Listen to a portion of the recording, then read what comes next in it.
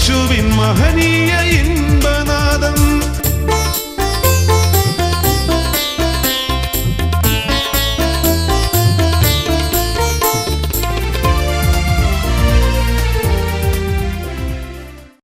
പ്രിയ സ്നേഹിതരെ, കരുണാനാദം പ്രോഗ്രാമിലേക്ക് ഞാൻ നിങ്ങളെ സ്വാഗതം ചെയ്യുന്നു. ഈ പ്രോഗ്രാം അനേകർക്ക് അനുഗ്രഹകരമായി തീർന്നുകൊണ്ടിരിക്കുന്ന ഞങ്ങൾ മനസ്സിലാക്കുന്നു. നിങ്ങളോടും ദൈവം ഈ പ്രോഗ്രാമിലൂടെ തൻ്റെ സന്ദേശങ്ങൾ നൽകി സംസാരിക്കുകയും വിടുവിക്കുകയും ചെയ്യാൻ ശക്തൻ തന്നെയാണ്. യാദൃശ്യമായിട്ട് നിങ്ങൾ ഈ പ്രോഗ്രാം കാണുന്നതല്ല എന്ന് ഓർക്കുക. ദൈവം നിങ്ങൾക്കായി കൃപയാൽ നൽകിയിരിക്കുന്ന ഒരു സമയമാണിത്. അതുകൊണ്ട് അവിടുത്തെ വചനങ്ങളെ ശ്രവിക്കുക. കോട്ടയം ജില്ലയിലെ വടകര ബൈബിൾ കൺവെൻഷൻ നടത്തപ്പെട്ട സന്ദേശത്തിൻ്റെ മറ്റൊരു ഭാഗമാണ് ഇന്ന് നിങ്ങൾ കാണാൻ പോകുന്നത്, കേൾക്കാനായി പോകുന്നത്. ദൈവത്തിൻ്റെ മാറ്റമില്ലാത്ത വചനം, അനന്യമായിരിക്കുന്ന കർത്താവിൻ്റെ സാന്നിധ്യം കൊണ്ട് നിറച്ച് നമ്മളെ സമ്പുഷ്ടരാക്കാൻ ദൈവം ശക്തനാണ്. സന്ദേശത്തിൻ്റെ ഒരു ഭാഗം നിങ്ങൾക്കായി ഇപ്പോൾ ഞങ്ങൾ പ്രക്ഷേപണം ചെയ്യുകയാണ്. പ്രാർത്ഥനാപൂർവം ശ്രവിച്ചാലും. കരങ്ങൾ ഉയർത്തി നമുക്ക് ദൈവത്തെ സ്തുതിക്കാം. ഹല്ലേലൂയ. കർത്താവ് യേശു ക്രിസ്തു പറയാണ്, പുത്രൻ നിങ്ങൾക്ക് സ്വാതന്ത്ര്യം വരുത്തിയാൽ നിങ്ങൾ സാക്ഷാൽ സ്വതന്ത്രന്മാരായി തീരും. യോഹന്നാന്റെ സുവിശേഷം 8-ാം അധ്യായം അതിന്റെ 32-ാമത്തെ വാക്യത്തിൽ ഇങ്ങനെ പറയുന്നു, സത്യം നിങ്ങൾ അറിയുമ്പോൾ സത്യം നിങ്ങളെ സ്വതന്ത്രമാക്കും. ഹല്ലേലൂയ. ഈ സത്യം നിങ്ങൾ അറിയണം.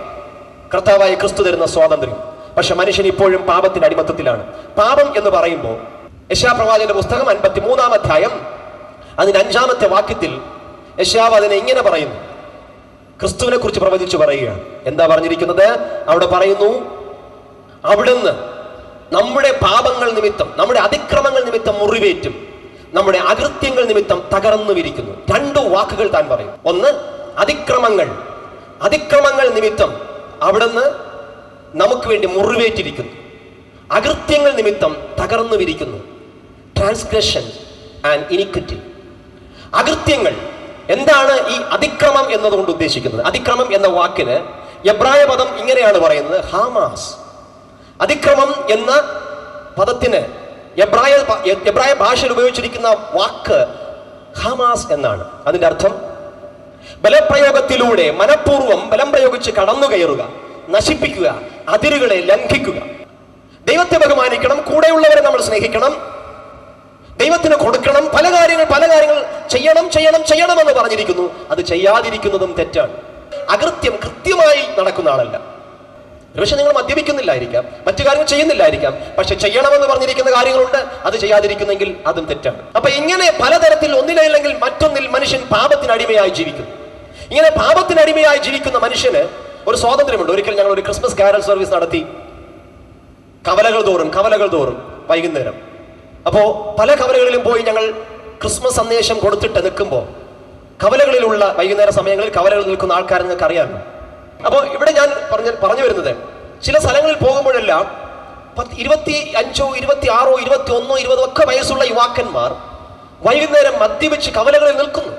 എന്നിട്ട് അവർ വന്ന് അവസാനം ഈ സന്ദേശമെല്ലാം കഴിഞ്ഞിട്ട് ചോദിക്കുന്നുണ്ട്, ഞങ്ങൾക്കൊരു നല്ല ജീവിതം സാധ്യമാണോ? ഒരു മദ്യപാനിയെ വഴിയോരത്തിൽ കാണുമ്പോൾ പുച്ഛമായി കാണുന്നവരാണ് നാം ഒക്കെ. പക്ഷെ ഞാനൊരു കാര്യം മനസ്സിലാക്കി, ഏത് വൃത്തികെട്ടവൻ എന്ന് നമ്മൾ മുദ്രകുത്തി തള്ളുന്നവന്റെ ഉള്ളിനകത്തും നന്നായി ജീവിക്കണമെന്നൊരു ആഗ്രഹമുണ്ട്. പക്ഷെ കാലങ്ങളെയും സാഹചര്യങ്ങളൊക്കെ പഴി പറഞ്ഞുകൊണ്ട് അവർ അതിന് അടിമകളായി തീരുകയാണ്. ഇവിടെയാണ് പൗലോസ് ചോദിച്ചതുപോലെ, ആർ ഞങ്ങളെ മോചിപ്പിക്കും? ഉത്തരം ബൈബിളിൽ യേശു പറയുന്നു, പുത്രൻ നിങ്ങൾക്ക് സ്വാതന്ത്ര്യം വരുത്തിയാൽ നിങ്ങൾ സാക്ഷാൽ സ്വതന്ത്രരാകും. ഹല്ലേലൂയ. അടിമകളാവുകയാണോ? ചിലരെല്ലാം പെട്ടെന്ന് അതിനുവേണ്ടി അങ്ങ് അടിമകളായി തീരുന്നതല്ല. ഗ്രാജുവലായിട്ട് ക്രമേണ മനുഷ്യൻ പാപത്തിന് അടിമകളായി തീർന്നുകൊണ്ടിരിക്കുന്നു. ഒരു കഥ നിങ്ങൾ വായിച്ചിട്ടുണ്ടാകും, ചിലർ ഒരുപക്ഷെ അറിയാമായിരിക്കാം, എങ്കിലും ഞാനിവിടെ പറഞ്ഞോട്ടെ. ഈ സാഹചര്യത്തിൽ ഒരു പൂച്ച ഒരിക്കല് മണ്ണിര വിൽക്കാനായി പോയി. അറിയാമോ കഥ?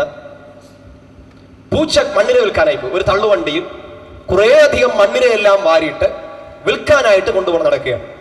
ഈ കഥയ്ക്കകത്ത് 3 കഥാപാത്രങ്ങളുണ്ട്. ഒന്ന്, നമ്മുടെ കഥാനായകൻ പൂച്ച. 2, തൻ്റെ തള്ളുവണ്ടിക്കകത്ത് കിടക്കുന്ന മണ്ണിരകൾ, ജീവനുള്ള മണ്ണിരകൾ.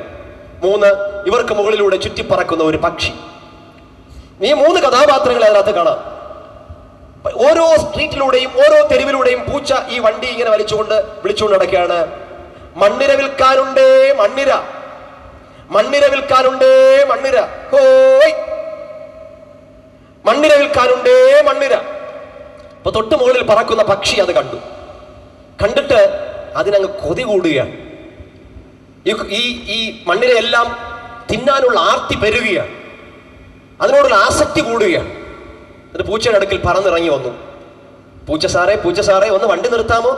ആ പൂച്ച സാറ് വണ്ടി നിർത്തിക്കഴിഞ്ഞപ്പോൾ പക്ഷി ചോദിക്കുകയാണ്, ഒരു മണ്ണിരയ്ക്ക് എന്ത് വിലയാകും? പൂച്ച പറഞ്ഞു, ഒരു മണ്ണിരയ്ക്കോ? അതൊന്നും വലിയ വിലയൊന്നും ആകത്തില്ല, നിന്റെ ഒരു തൂവൽ എനിക്ക് തന്നാൽ മതി, ഞാൻ നിനക്ക് ഒരു മണ്ണിര തരാം. ഒരു തൂവലോ?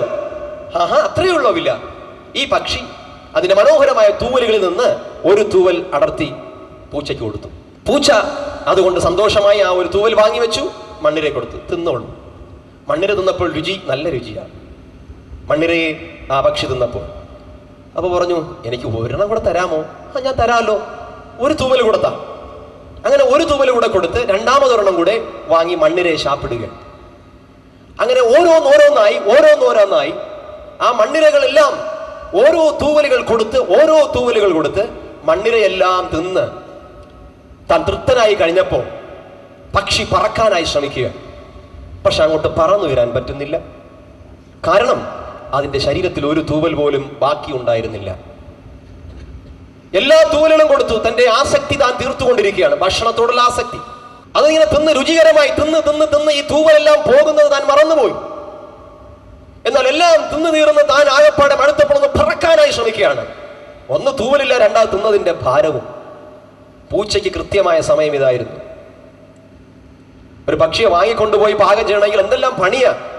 അതിന്റെ തൂവലെല്ലാം ഒന്നായി എടുത്ത് കളയണം. പക്ഷെ ഇതവിടെ തന്നെത്താൻ തൂവലെല്ലാം കളഞ്ഞിട്ട് തിന്നാൻ പാകത്തിന് ഇതാ ഒരുവൻ നിൽക്കുന്നു. പക്ഷി ഒറ്റപ്പിടിയോടെ ആ പക്ഷിയെ പൂച്ച പിടിച്ചു, അവൻ തിന്നു.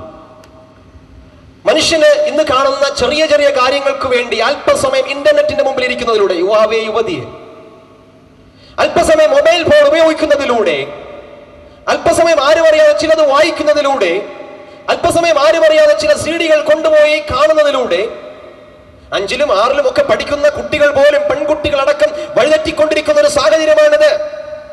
കുറേശ്ശെ തമാശയ്ക്ക് വേണ്ടി ചെയ്ത് അവസാനം പിശാചിന്റെ പാപത്തിന്റെ പരിപൂർണമായ അടിമത്തത്തിൽപ്പെട്ടിട്ട് ഉയരങ്ങളിൽ എത്തേണ്ട മനുഷ്യൻ ഇവിടെ കിടന്ന് പരിതപിക്കുന്നു. കാരണമെന്ത്? അവൻ ഇതാ അല്പസുഖങ്ങളുടെ പിന്നാലെ പോയി പാപത്തിന്റെ അടിമയായി തീർന്നിരിക്കുന്നു, അഡിക്റ്റഡ് ആയിരിക്കുന്നു. ഇനി പുറത്തു വരാൻ കഴിയുന്നില്ല. എത്ര തലമുറകളാണ് നശിച്ചുകൊണ്ടിരിക്കുന്നത്. നമ്മുടെ നാട്ടിൽ എത്ര കുടുംബങ്ങളാണ് നശിച്ചുകൊണ്ടിരിക്കുന്നത്. ഈ മ്ലേച്ഛതകളും അശുദ്ധികളും മദ്യം കൊണ്ട് എത്ര കുടുംബങ്ങളിലാണ് സമാധാനം ഉള്ളതെന്ന് നിങ്ങൾ ചിന്തിച്ചു നോക്കുക.